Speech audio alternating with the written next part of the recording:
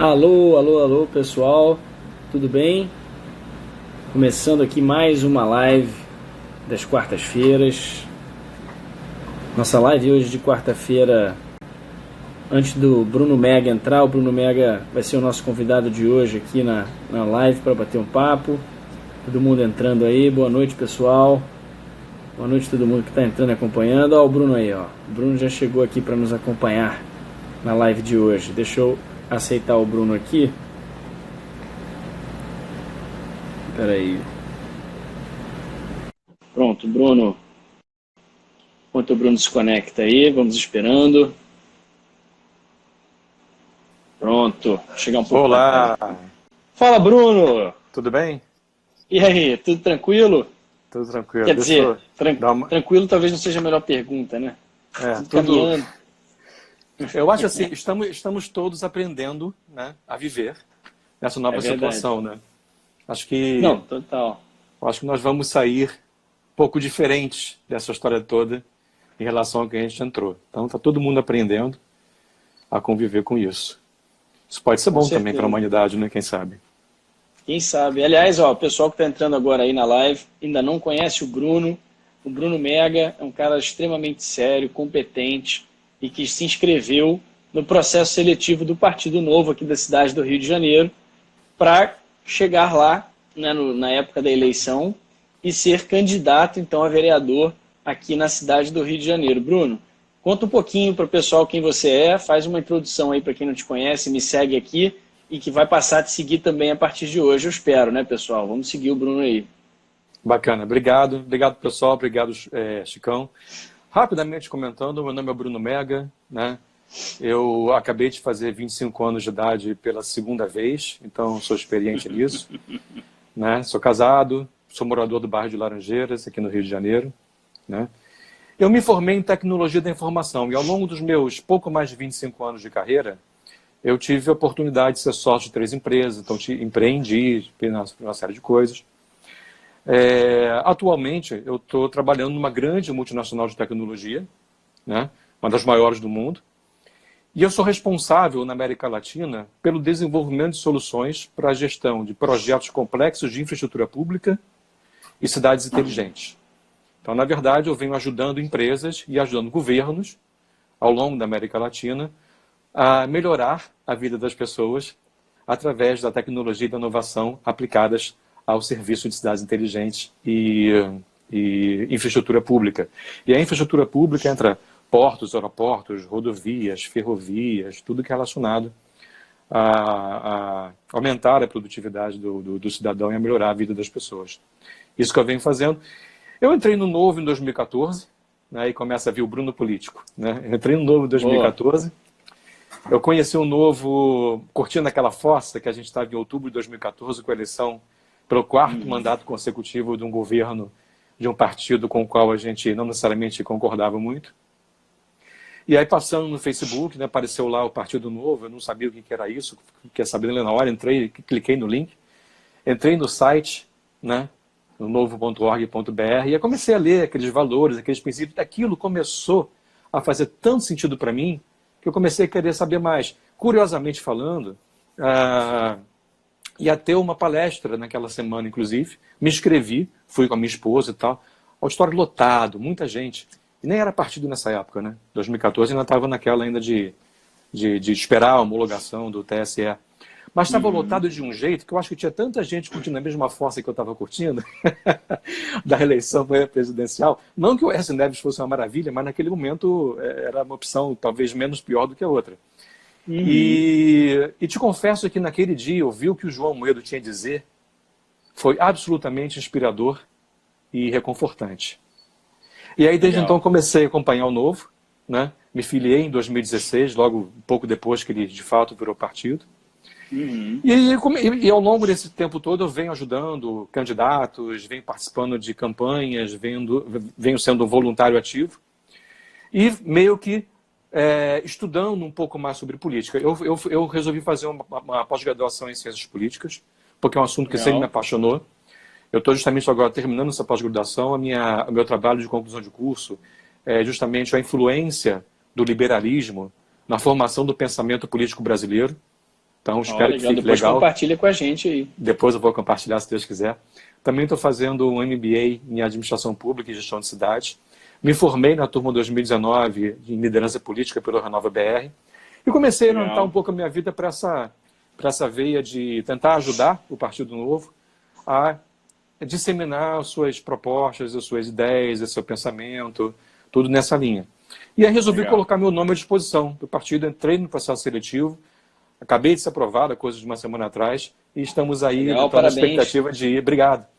E importante dizer, nenhum de nós ainda é candidato, a gente tem que passar pela convenção ainda, né? Isso é importantíssimo dizer. E basicamente essa tem sido a minha vida. Eu dedico a minha vida profissional no momento a essa parte toda de infraestrutura e tecnologia e inovação, e em paralelo também tem essa vida, essa veia política, querendo ajudar o Partido Novo a melhorar a sua aceitação, ou sei lá, divulgar cada vez mais esse trabalho tão bonito, focado não em pessoas, mas em valores e princípios, que eu tanto concordo. É isso. E você então traz essa tua veia mais voltada à tecnologia, infraestrutura, o MBA em gestão, quer dizer, como é que você tem como ideia, assim, claro, a gente ainda não pode nos adiantar, mas chegando lá, eventualmente disputando a eleição, e eventualmente chegando lá, o que você imaginaria, assim, a tua atuação, a tua linha de atuação, o que você pensa que você pode contribuir muito aí, que o pessoal deveria prestar mais atenção nas suas ideias, no que você está colocando e passando para a gente? Olha, tem várias coisas. Acho que o primeiro ponto importante, acho que a gente pode dividir isso em alguns grupos. Existem aquelas coisas que a gente vai ter que se preocupar, porque não tem como fugir. Vou dar um exemplo. Existem aquelas coisas que são assuntos espinhosos, que a gente precisa cuidar deles, não dá para varrer para debaixo do tapete, né? Tem os assuntos, tem um terceiro grupo de classificação, que são assuntos, por exemplo, relacionados aos princípios e valores do novo, como redução de privilégios, então isso tudo também faz parte da redução de assessores. E tem um quarto grupo de coisas que são aquilo que é o Rio de Janeiro que eu gostaria, né? O Rio de Janeiro que eu gostaria de construir, o Rio de Janeiro que eu quero convidar as pessoas a me ajudar a construir. Então, nessas 4 linhas, vamos lá, assuntos que não temos como fugir. 2021, discussão do plano diretor da cidade do Rio de Janeiro. Isso vai cair no colo do próximo prefeito, isso vai cair no colo dos próximos vereadores. Isso é muito importante, porque diz respeito ao IPTU, diz respeito à outorga onerosa de construção, diz respeito à contribuição para melhoria, diz respeito ao crescimento urbano, diz respeito a um monte de coisa que governa a forma como a cidade vai crescer e como ela vai ser tratada daqui para frente. Então tem o plano diretor, tem a questão do saneamento, vem o marco legal do saneamento, a gente precisa resolver o problema do saneamento do Rio de Janeiro. E a Câmara de Vereadores está precisando de mais gente com esse carinho pelo saneamento. Hoje são poucos. A gente precisa aumentar esse time. E é um problema sério no Rio de Janeiro. Então isso tudo entra no assunto das coisas que vão cair no nosso colo. Assuntos espinhosos, né? É a reforma administrativa, é o rombo da Previdência nas contas do município, é os royalties do petróleo sendo desviado para poder pagar aposentado. Então tem uma série de coisas aí. Tem os assuntos do Novo que eu já comentei e tem os assuntos do Rio de Janeiro que eu gostaria. Eu sonho com uma cidade mais empreendedora. Eu sonho com uma cidade que forma seus jovens para as profissões do agora e do futuro. Eu sonho com uma cidade que seja mais convidativa. O Rio de Janeiro despencou absurdamente no ranking, por exemplo, das melhores cidades para se fazer negócio. O resultado dele você está vendo aí. É uma cidade abandonada, é uma cidade onde a pobreza está aumentando, é uma cidade onde as desigualdades estão disparando, é uma cidade... onde você vai no centro, no final do dia, está aquele mar de população de rua, muita gente que às vezes não tem alento para voltar para casa, ou a gente decidiu morar na rua. Então o Rio, ele está maltratado. Não é à toa que empresas estão saindo daqui. Nós estamos, principalmente nessa área de tecnologia e inovação, que é o assunto do dia de hoje, a gente está perdendo muita empresa para Florianópolis, estamos perdendo empresas para Niterói, para Recife, para Petrópolis. São cidades que montaram polos tecnológicos que são hoje muito mais convidativas para uma comunidade de startups, para um ecossistema, não só em termos de legislação fiscal, mas também em apoio, em eventos. O Rio de Janeiro perdeu eventos corporativos, o Rio de Janeiro não tem mais, tirando o Rock in Rio, que a Lindália heroicamente toca para frente, mas a gente não tem aqueles eventos fantásticos que a gente tinha no Rio de Janeiro antigamente, tudo em São Paulo. Então as pessoas preferem ir para outra cidade. Então eu sonho com uma cidade que traga de volta essas mentes brilhantes que saíram daqui, que traga de volta as empresas que nasceram aqui e acabaram saindo. Esse é o Rio de Janeiro que eu quero construir. Legal, pô, que bom, compartilhamos esse sonho, né? E a gente vai trabalhando também para isso. e quem sabe, espero aí no futuro próximo, a gente poder fazer esse trabalho em dobradinha aí, Assembleia Legislativa, Câmara dos Vereadores, Sem que dúvida. certamente é bem importante, principalmente nos temas como saneamento, né, que você mencionou, que é um problema que a gente vem batendo desde o começo do ano, que agora ficou um pouquinho estacionado aí com outras prioridades, mas ainda assim muita gente me pergunta, e aí, posso beber água da SEDAI, não posso beber água da SEDAI, devo, não devo, como é que faz? E nesse tema a gente tem muito a trabalhar ainda, né? Como o pessoal aqui que segue a gente sabe, a gente defende sim que ocorra a privatização dos serviços, né, de água e esgoto no Rio de Janeiro, porque a gente acha que o Estado, e principalmente agora, principalmente pós pandemia, que a gente prevê uma queda brusca de arrecadação e brusca da economia, que vai ser mais uma vez uma necessidade de falar sobre isso, dado que o Estado não vai ter dinheiro para fazer investimentos em áreas tão essenciais. Então, acho que é um tema que vai pegar bastante, e nesse ponto a cidade do Rio de Janeiro é absolutamente fundamental, porque é o principal cliente da SEDAI, né? O município do Rio de Janeiro é o principal cliente da SEDAI, tem uma relação meio torta, num contrato mal feito, que não é nem contrato, é um termo de ajustamento, e a gente vê agora dificuldade. Você vê agora, durante a crise do coronavírus, as favelas sem água, para as pessoas se higienizarem, fazerem a higienização adequada, né? Quer dizer, o que adianta também a gente aqui sem estrutura? Eu acho que esse é um ponto muito importante que eu queria bater com você um pouquinho aqui, que é pensar não só o que a gente pode fazer agora, mas também como é que você está enxergando, dada a tua experiência aí, no pós. A gente sabe que é cedo para falar disso, mas você já tocou um pouquinho nesse assunto, e o pós é uma coisa que também todo mundo está um pouco, vamos dizer assim, ansioso, né? A gente está tendo que fazer quarentena, todo mundo em casa, todo mundo ansioso, com, cara, será que a gente vai conseguir manter emprego, as pessoas vão conseguir manter salário, o que a gente poderia ter como saída para essa crise, quais são as vertentes. E a gente vê muita gente, muitas empresas também, startups, trazendo agora soluções para esse momento de crise e também, enfim, como um potencial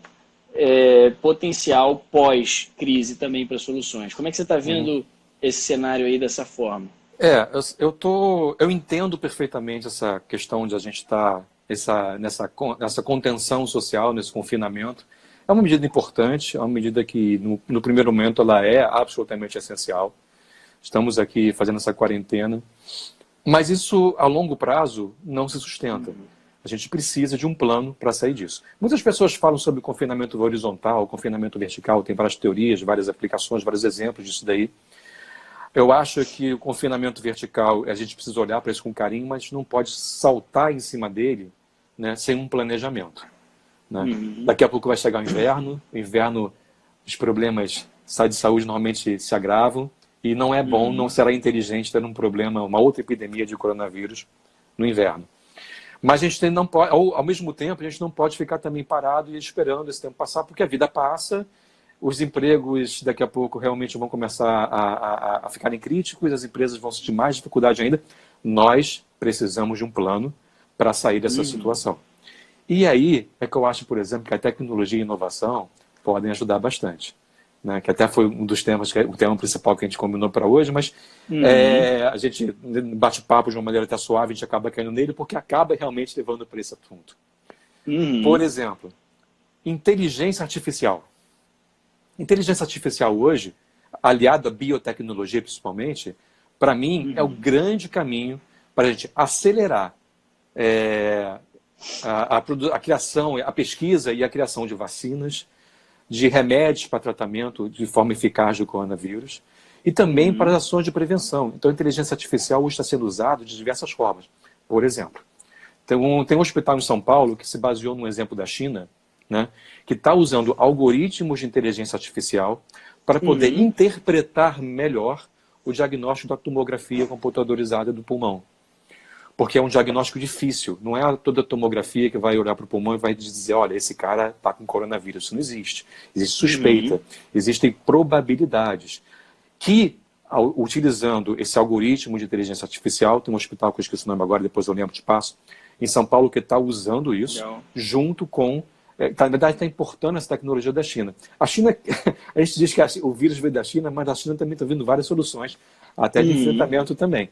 Então, a inteligência artificial, ela acelera a pesquisa, acelera a inovação, data mining. Você sabia, por exemplo, que diariamente no mundo inteiro tem cerca de 30 mil artigos científicos sendo publicados sobre o assunto coronavírus?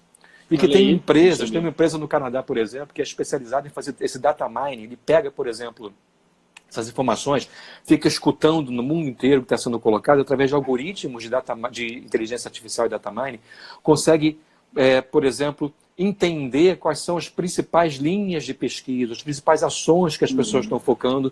E isso pode ajudar também a acelerar. Tem uma empresa brasileira que desenvolveu um mini laboratório que também, através de internet das coisas, IoT e inteligência artificial, consegue acelerar o diagnóstico, te dá um diagnóstico com até 15 minutos, né, sobre se você está infectado pelo coronavírus ou não. E é uma empresa brasileira. Né? E, na verdade, através da internet, transmite os seus dados digitalizados para um grande computador em Curitiba, que faz, de novo, através de inteligência artificial, consegue te dar o diagnóstico com grande chance de certeza. Então, esse tipo de tecnologia é fundamental, por exemplo, para ajudar a gente no longo prazo a espantar esse fantasma do coronavírus daqui. Legal. Mas na tua visão, assim, por que a gente acaba... Você mencionou que essas empresas estavam em Curitiba, né? Ou manda para Curitiba e tal. E a gente estava falando um pouquinho dessa fuga de boas cabeças e boas empresas aqui do Rio de Janeiro.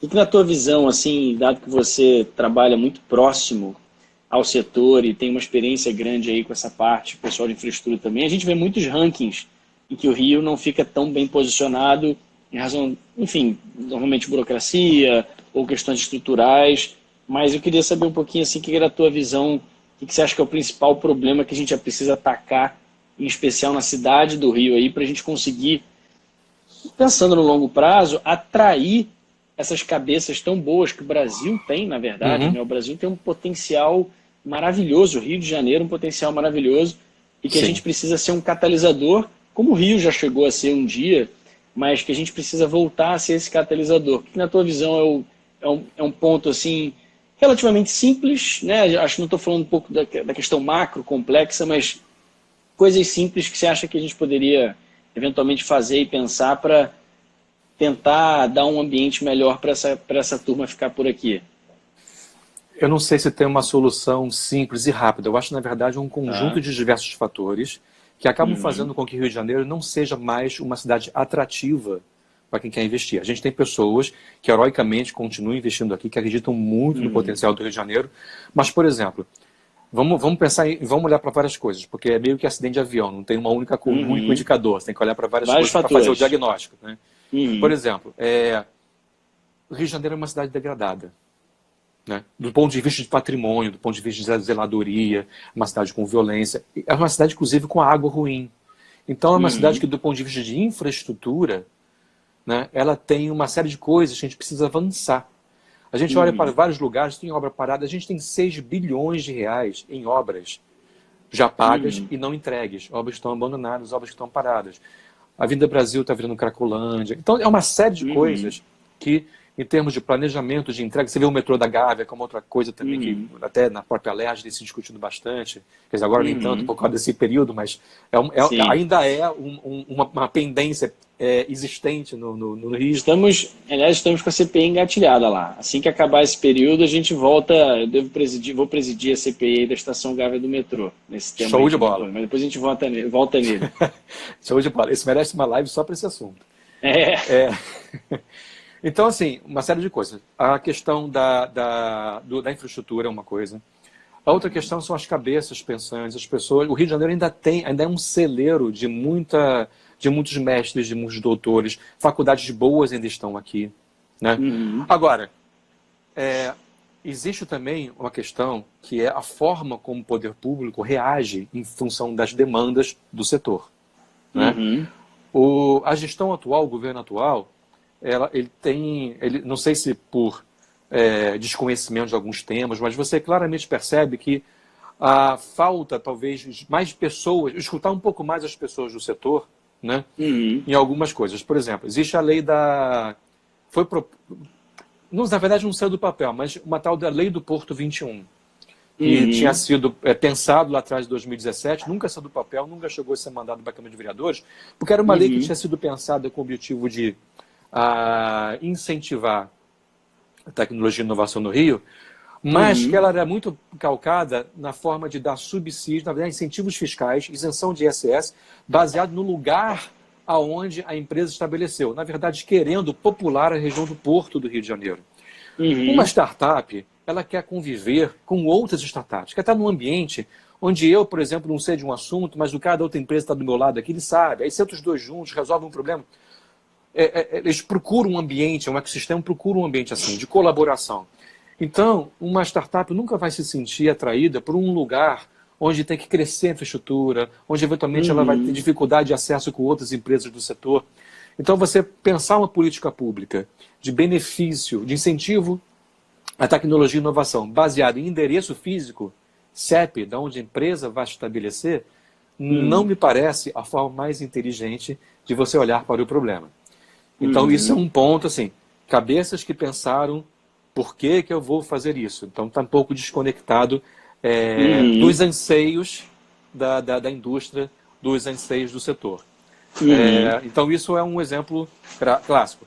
Outro dia também eu fui na inauguração de um espaço que está chamando de LabGov. É um grande espaço também, de novo, na região do Porto, onde se quer, teoricamente, servir que aquele espaço seja o grande lugar para a concentração, concentração justamente das pessoas, das empresas de tecnologia startup. Você chega lá, você olha, você percebe claramente que ali não tem nada ainda.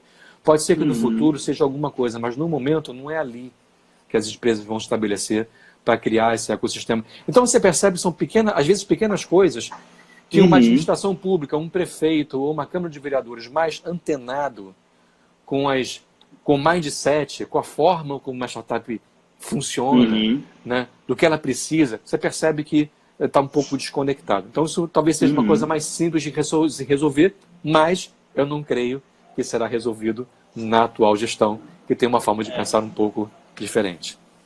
E as outras coisas são estruturantes. Como é que eu trago de volta o turismo corporativo, o turismo dos grandes eventos?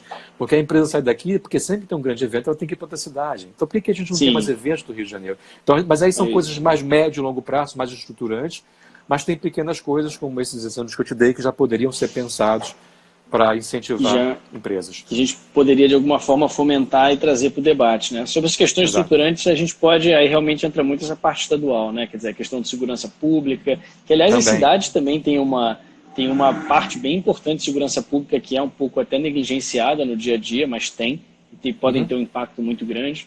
A questão por exemplo, do ICMS, né? Tem um pessoal trazendo aqui a questão do ICMS também, que é um dos impostos mais confusos e nefastos que a gente tem no Brasil. Inclusive, a gente vai ter um problemaço por basear a nossa economia toda nessa arrecadação de ICMS, que no momento que você diminui a atividade econômica, consequentemente o consumo, como a gente vai ter agora esse problema, a gente vai ter uma pancada gigantesca. Inclusive, a gente deve perder aqui no estado do Rio cerca de 25 bi. Esse ano a gente deve ter um déficit de 25 bi no orçamento público, o que é um risco gigante. A gente, inclusive, está com risco de só conseguir pagar salário até junho desse ano, né? Quer dizer, então, tudo isso é uma situação que, na verdade, está tirando o nosso sono. Eu imagino que deveria tirar muito mais o sono do governador. Espero que esteja tirando, porque, sinceramente, é um tema para se tirar o sono mesmo. E eu acho que essa questão aí, eu acho que realmente se a gente não voltando aqui ao ponto a falar sobre essas soluções, dificilmente a gente deslancha. E aproveitando esse gancho também, a gente tinha conversado um pouquinho antes de entrar aqui, né, sobre eventualmente o marco que está rolando aí de startups até no âmbito federal. Sim. Eu estava organizando aqui, eu estava ajudando o Vinícius Poit, que também é deputado federal pelo Novo, lá de São Paulo. A gente estava, nossas equipes em contato, ainda estão, mas a gente estava fazendo aqui, organizando várias reuniões, vários encontros para que ele pudesse falar e mostrar. E a gente ainda vai fazer, tenho certeza, mas tem que passar agora essa turbulência, porque ele vai ser o relator do projeto de lei, que é o marco das startups, que vem sendo discutido já há algum tempo lá em Brasília. Então, o Vinícius é o relator, e esse marco vem sendo discutido em Brasília e com todo o setor também, né, para saber como é que vai melhorar esse ambiente. Aqui no Brasil é um dos poucos temas que todos os partidos e vertentes políticas e ideológicas convergem.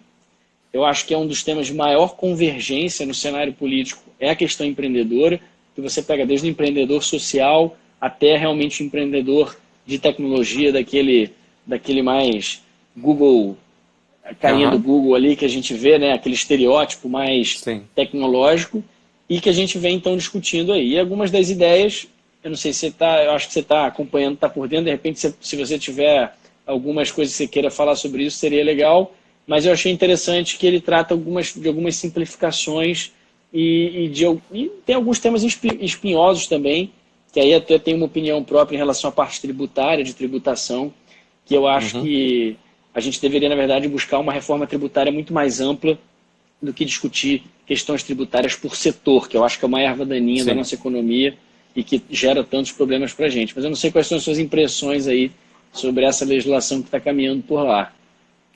Eu acho fundamental a gente ter uma forma de você regulamentar, estabelecer um marco legal para essa questão da tecnologia e inovação.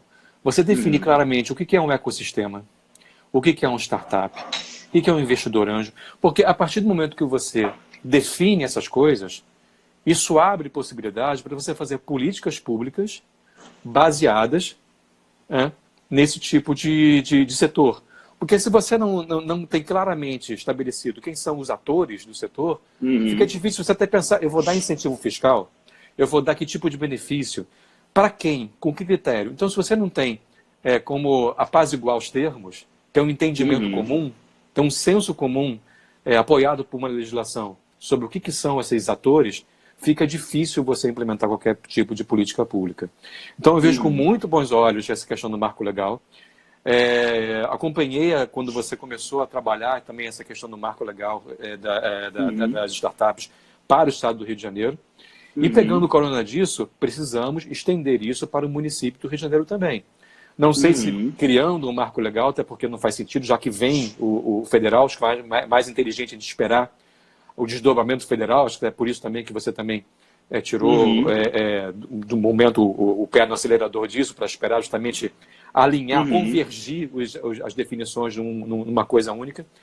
Mas é fundamental, porque a gente tendo isso aqui, a gente começa de fato poder olhar para essa área tão importante, que hoje, inclusive, por conta do Covid-19, está sendo fundamental. A gente está vendo um celeiro de soluções vindo de empresas que estão sendo de aceleradoras. Existem as famosas Health Tech, que são as empresas, startups focadas especificamente em soluções de saúde. Essas empresas estão criando formas de fazer diagnóstico de coronavírus muito mais rápido. Elas estão criando formas de aplicativos, olha que bacana, aplicativo de celular, que te diz a tua real probabilidade de estar infectado em função de quando você está andando, para onde você vai, para onde você vem, as zonas de maior risco na cidade, tipo, sabe, mapa de calor? Né? A gente anda com isso aqui dia e noite para cima e para baixo. Isso aqui é um gerador de dados, gerador de informações, GPS, tudo que a gente está fazendo, onde a gente vem, onde a gente vai, e a gente precisa usar isso a nosso favor. Então essas empresas, essas startups, elas estão com esse foco de abraçar a tecnologia e tirar dali soluções que vão melhorar a vida das pessoas nesse novo mundo pós-coronavírus, e a gente não sabe ainda exatamente como ela vai ser. Verdade. Aliás, então, você mencionou essas empresas, você tem alguns exemplos aí, nome, até se você quiser falar de alguns aplicativos legais para a galera que está assistindo nesse tempo aí de Covid-19, coronavírus. Tem alguma dessas que você tem acompanhado em específico? Você mencionou algumas dessas de mapeamento, do cara dizer se você pode andar por ali ou não. O que você tem visto aí nesse setor de saúde em específico que você acha que poderia agregar bastante aí? Tem uma empresa brasileira chamada High Technologies, que ela nasceu, ela era uma startup, já tem uma certa musculatura, já não é tão pequena assim. Quer dizer, é pequena ainda, mas não é, já está acho que uns 2 anos já, que eles desenvolveram um mini laboratório, é um dispositivo pequenininho assim, né, para fazer diagnóstico de diversas doenças. Né?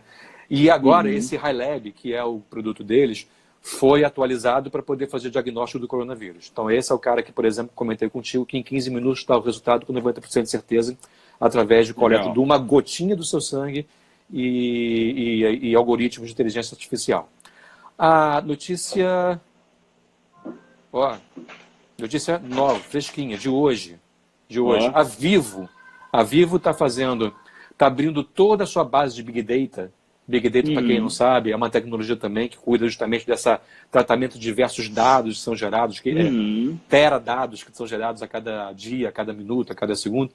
Então a Vivo hoje está abrindo seus recursos de Big Data a serviço da Secretaria de Desenvolvimento Econômico do Estado de São Paulo, com o objetivo de apoiar o Instituto de Pesquisas Tecnológicas para criar aplicações voltadas para monitoramento social, na questão do confinamento, né? Mapas de calor sobre os pontos, fazendo inclusive integração com base de dados do sistema de saúde. Fazer mapa de calor para saber os pontos principais, os pontos críticos principais, para orientar e priorizar as ações, né? Tem uma empresa, que eu não tenho nome aqui agora, mas na China, que exportou para a Coreia do Sul. Como é que a Coreia do Sul conseguiu achatar aquela curva, né? Através justamente desse tipo de aplicativo que vai dando mapa de calor, dizendo quais são as pessoas que têm prioridade de atendimento, em função do histórico dessas pessoas na rede pública de saúde e mais sintomas que ela está colocando. O próprio Google, quando você faz uma pesquisa sobre medicamentos, sobre sintomas no Google, isso pode ser extraído como uma grande base para mostrar o que as pessoas estão sentindo mais, o que as pessoas estão reclamando mais, que tipo de medicamento elas estão procurando mais. Então, cara, esse mundo de tecnologia e inovação, ele é fantástico. E essas empresas todas estão usando isso a favor da humanidade. Bruno, estamos chegando ao fim aqui da nossa live, infelizmente. Dá pra gente ficar a noite inteira batendo papo, né? A gente vai engatando num papo, vai entrando no outro, a gente vai ficando aí durante horas, mas aí meu time começa a puxar minha orelha aqui pra gente fazer só meia hora, porque senão depois o pessoal também não assiste, fica um negócio longo demais. Mas, ó, vamos marcar outras lives. Acho que é legal você mandar uma mensagem aí para quem ainda não te conhece. Pessoal, esse aqui é o Bruno Mega. Quem não segue o Bruno ainda, passe a seguir. O Bruno é um dos postulantes aí do Novo aqui na cidade do Rio de Janeiro para ser um futuro candidato a vereador para a cidade. Tem muita coisa a agregar, tem uma imensa experiência, tem um imenso currículo, tem muita coisa para trazer aí para a gente, para a nossa cidade aqui. E Bruno, obrigado por ter participado então aqui da nossa live. Façamos outras também e deixe seu recado aí pro pessoal. Obrigado, Chicão. Obrigado a todo mundo que está acompanhando a gente até agora. Eu acho que o recado principal é o seguinte: se você se interessa pelos temas liberais, me siga nas redes sociais.